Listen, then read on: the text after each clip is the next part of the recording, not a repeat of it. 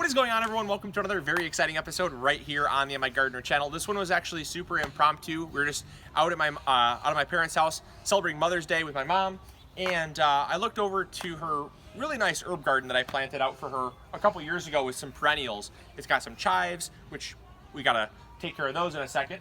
It's got some oregano, and it's got some parsley.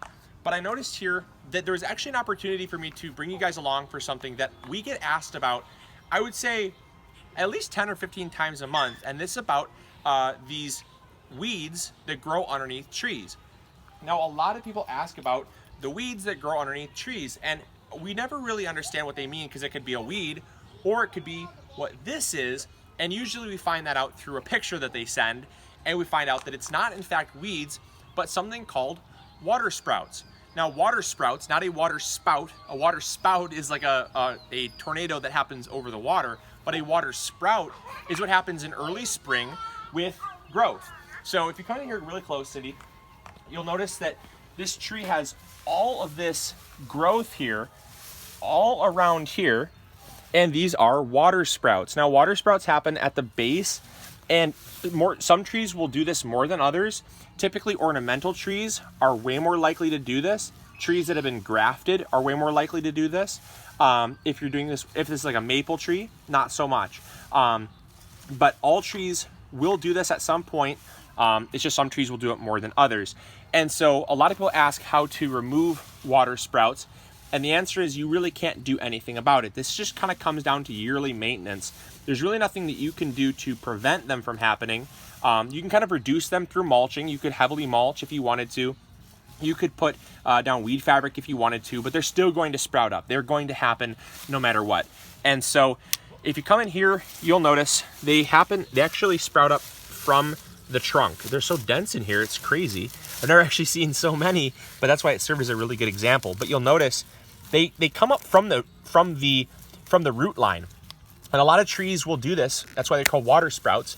And they happen in early spring because a tree can spread via the root system or via seeds. And so trees that spread via the root system will send up these little mini growths from the root system, and they become all new trees. Now, this is a wild cherry, and so cherries are one that will do that. But you'll notice I'm coming in here, and all you can do to remove these is just by aggressively pruning them back.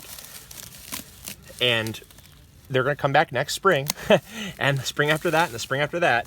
But it's not a weed. Well, I guess you could consider it a weed, but it's actually the tree that's growing right there. Now, some water sprouts will happen. A lot of people will actually remove a tree, and there'll be a stump.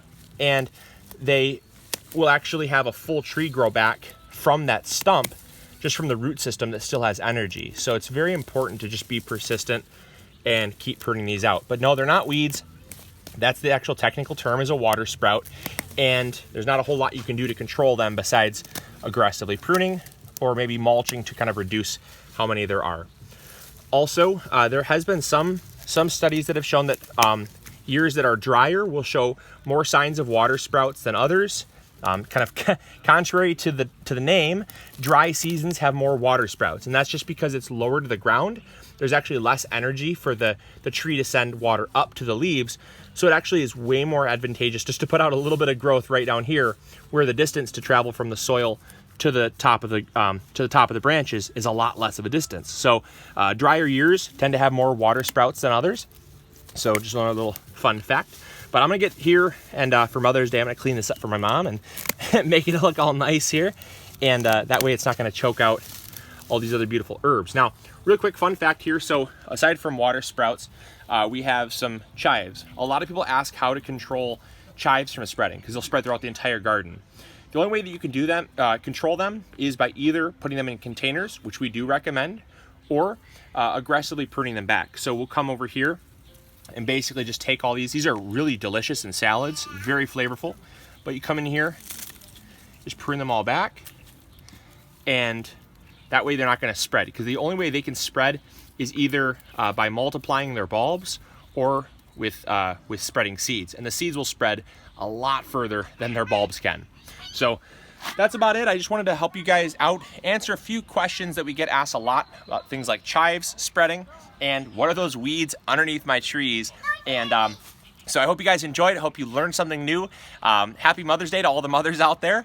And we're celebrating a little bit late. That's just because it was the first time we got a chance to get together. But happy Mother's Day to all the mothers out there. And we'll catch you all on the next episode. This is Luke from the MIgardener channel, reminding you to grow big or go home. We'll catch you all later. See ya. Bye.